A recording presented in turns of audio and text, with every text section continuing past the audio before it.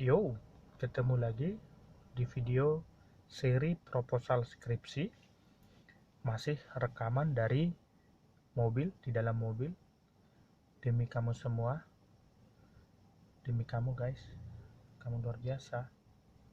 Oke, saat ini kita akan lanjut membahas tentang bab 3 metodologi penelitian untuk studi komparatif atau studi perbedaan. Ini adalah untuk yang mempunyai judul perbedaan antara model pembelajaran X1 dengan model pembelajaran X2 terhadap kemampuan matematis apa gitu ya. Oke. Nah, pada bab 3 metodologi untuk studi komparatif ada beberapa subbab yang ada di bab 3-nya. Ini karena rekamannya dalam mobil ada banyak pengalih perhatian ini. Oke. Nah, yang pertama jenis penelitian. Ini jenis penelitiannya adalah jenis penelitian yang kamu pergunakan dalam penelitian ini. Tentu jenisnya adalah benar sekali kuasi eksperimen. Kenapa kuasi eksperimen? Karena ini adalah penelitian eksperimen ecek-ecek. Bukan ecek-ecek, tapi eksperimen semu. Artinya adalah tidak benar-benar eksperimen murni. Kalau yang eksperimen murni mencoba dari sesuatu dengan sesuatu menghasilkan sesuatu yang tidak ada menjadi ada. Nah, pada eksperimen semu, ya kamu hanya mempergunakan bukan yang tidak ada, tapi sudah ada. Itu tadi misalnya model pembelajaran ininya sudah ada juga kemampuannya. Jadi kamu hanya tinggal memadu-madankan. Kerennya bahasanya memadu-madankan. Oke. Jenis penelitiannya kuasi eksperimen. Nah, di bagian ini kamu nanti harus membuat uraiannya, jenis penelitiannya. Tidak cukup penelitian ini adalah eksperimen. Nah, jelaskan juga apa itu eksperimen. Oke, berikutnya adalah lokasi dan waktu penelitian. Ini lokasinya di mana penelitiannya berjalan dan kapan penelitiannya terjadi. Lalu berikutnya populasi dan sampel penelitian. Nah, kamu tentu sudah tahu apa itu populasi dan sampel. Populasi adalah keseluruhan subjek penelitianmu. Lalu sampelnya adalah bagian dari populasi yang sifatnya mewakili populasi. Artinya kesimpulan yang kamu dapatkan di sampel itu berlaku untuk seluruh populasi. Perlu juga kamu perhatikan bahwa pada sampel penelitian kamu harus membuat atau menguraikan teknik sampling apa yang kamu pergunakan. Biasanya pada studi komparatif itu teknik sampel yang dipergunakan adalah yang random sampling atau sampel acak. Ada beberapa jenis sampel acak. Kalau yang kamu acak itu adalah orangnya, siswanya, itu bisa dibuat sebagai teknik simple random sampling. Kalau yang kamu acak itu adalah kelasnya, itu bisa disebut cluster random sampling atau yang lain. Oke. Berikutnya variabel penelitian. Ini juga kamu sudah tahu bahwa variabel penelitian untuk studi komparatif itu biasanya ada 3, 2 variabel bebas dan 1 variabel terikat. Variabel bebasnya adalah kedua model pembelajaran yang dibandingkan, sedangkan variabel terikatnya adalah kemampuan matematis yang ingin dilihat perbedaannya. Oke. Berikutnya instrumen penelitian, ini tentu tesnya. Nah, tes itu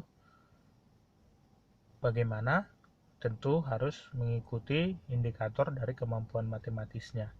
Lalu ada lembar observasi, itu berisi tentang langkah-langkah operasional yang dipergunakan, apakah sesuai dengan langkah-langkah operasional pada model pembelajaran yang dipergunakan.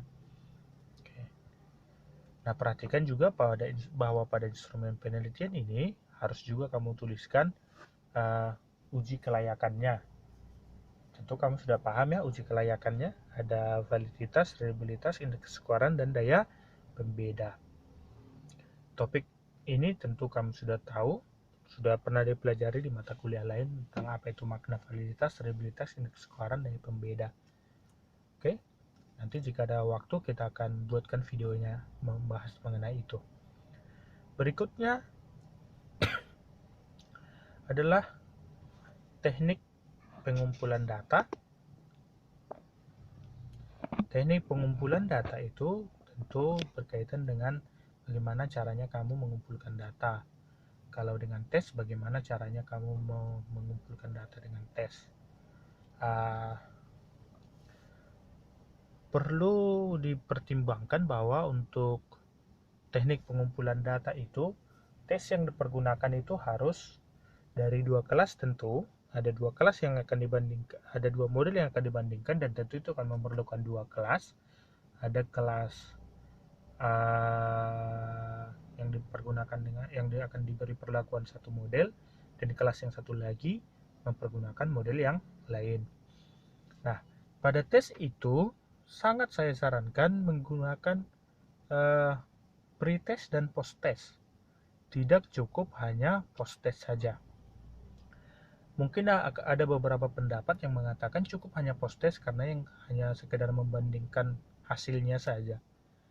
Menurut saya harus mempergunakan post-test supaya terlihat perbedaan perlakuannya.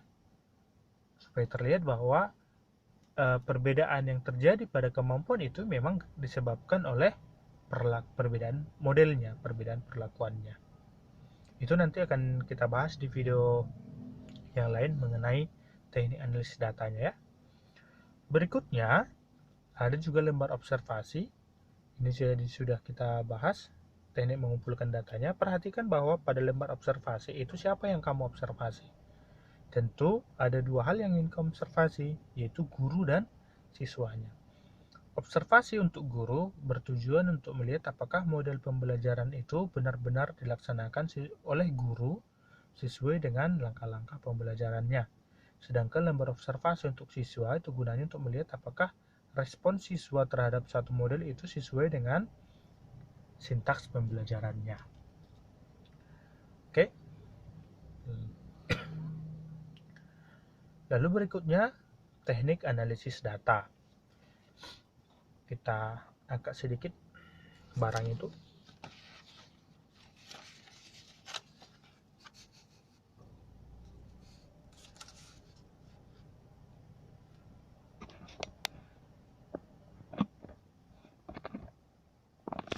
Oke. Teknik analisis data pada studi komparatif itu menceritakan tentang bagaimana caramu menganalisis data yang nantinya sudah kamu peroleh. Oke. Yang pertama ada rataan atau varians. Kamu sudah tahu ya, mencari rata-rata dan mencari varians. Nah, pada bagian rataan dan varians, kamu harus menjelaskan apa gunanya kamu mencari rataan dan varians. Tentu, rataan itu gunanya untuk melihat bagaimana nilai rata-rata sesudah diajarkan dengan satu model pembelajaran. Sedangkan varians itu untuk melihat bagaimana penyebaran datanya dalam kaitannya dengan model pembelajarannya. Apakah dia sifat datanya itu menyebar, artinya menyebar secara merata untuk semua subjek penelitian, atau malah ngumpul di satu tempat. Berikutnya uji normalitas. Nah, tentu kamu sudah tahu apa kegunaan uji normalitas ini. Ini akan berkaitan dengan bagaimana nanti kamu menguji hipotesisnya. Kalau dia normal, maka kamu menganalisisnya nanti dengan statistik parametrik. Sementara kalau dia tidak normal, uji hipotesisnya akan menggunakan statistik non-parametrik. Oke, lanjut. Nah, berikutnya ada uji homogenitas. Sebelumnya tadi bahwa pada uji normalitas biasanya dipergunakan uji Lilliefors ya, atau kalau kamu mau justru sangat lebih disarankan kamu menghitungnya bukan manual tapi mempergunakan SPSS untuk semua analisis data. Lalu ada uji homogenitas. Uji homogenitas ini sangat penting pada uji komparatif. Apa arti uji homogenitas? Homogenitas itu untuk menunjukkan homogenitas varians dari data di kedua kelas yang dibandingkan. Sifatnya harus homogen untuk pretest. Itu tadi makanya saya katakan bahwa disarankan harus memakai pretest post-test. pada pretest, kelas itu harus homogen datanya. Artinya bahwa pada awalnya, sebelum diperlakukan, kedua kelas itu punya kemampuan yang sama, varians datanya. Punya kemampuan yang homogen untuk kemampuan matematisnya. Nah, lalu nanti akan dilihat perbedaannya pada post-test. Artinya, ketika kamu mau melihat perbedaan dua hal, sebelum dikasih kan itu harus sama dulu kedua hal itu. Baru sesudah diberi perlakuan, maka dilihat ada perbedaannya. Begitu ya. Maka datanya harus menunjukkan homogenitas. Lalu berikutnya uji hipotesis. Nah, pada uji hipotesis studi komparatif, yang diuji tentu hipotesisnya. Hipotesis untuk uji komparatif biasanya berbunyi bahwa terdapat perbedaan kemampuan matematis antara yang diajari dengan model X dengan yang diajari dengan model UX. Begitu kira-kira. X, UX. Nah, itu adalah hipotesis penelitian. Pada uji hipotesis statistik, kalimat itu harus diubah menjadi hipotesis statistik. Maka, karena yang dibedakan itu tadi ada rataannya ini tadi, maka uji hipotesis statistiknya berubah menjadi mu1 sama dengan mu2 untuk H0, lalu mu1 tidak sama dengan mu2. Itu untuk HA-nya. Artinya pada H0-nya, hipotesisnya tidak ada perbedaan antara mu1, mu2. Rata-rata di kelas model 1 dengan rata-rata di kelas model 2 itu sama. Sementara hipotesis penelitiannya yang diharapkan diterima atau di HAH berbunyi bahwa mu1 tidak sama dengan mu2. Artinya ada perbedaan antara rata-rata sesudah dikasih model pembelajaran di kelas 1 dan di kelas yang satunya lagi. Paham ya? Nah, uji hipotesis untuk ini menggunakan uji paired t-test atau uji T berpasangan. Kamu harus pelajari sendiri tentang uji T berpasangan. Kalau nanti kita ada waktu, saya akan menjelaskan mengenai uji t-test. Akan membuat video tentang uji t-test. Nah, uji t-test ini jika dia parametrik. Jika non-parametrik, tentu bukan uji t-test, tapi menggunakan uji Mann-Whitney. Benar. Menggunakan uji Mann-Whitney atau sering disebut uji U. Nah, itu kalau dia statistik non parametrik. Oke. Nah, untuk analisis data seperti yang saya sudah tadi singgung, sangat disarankan kamu mempergunakan SPSS. Memang bisa dihitung menggunakan manual, pakai Excel juga boleh, kalkulator juga kalau kamu kuat. Pakai kalkulator atau pakai batu, pakai jari tangan, pinjam jari tangan teman gitu. Sangat disarankan memakai SPSS. Ikutlah mode kekinian. Oke, pergunakan semua alat yang sudah ada. Sudah ada alat analisis data kok nggak dipergunakan, kira-kira begitu. Oke, nah itulah yang menjadi isi dari studi komparatif perbedaan di bagian bab 3 metodologinya.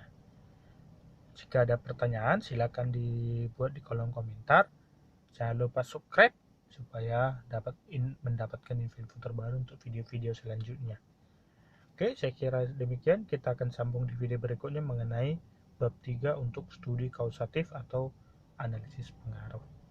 Sampai ketemu lagi. Yo.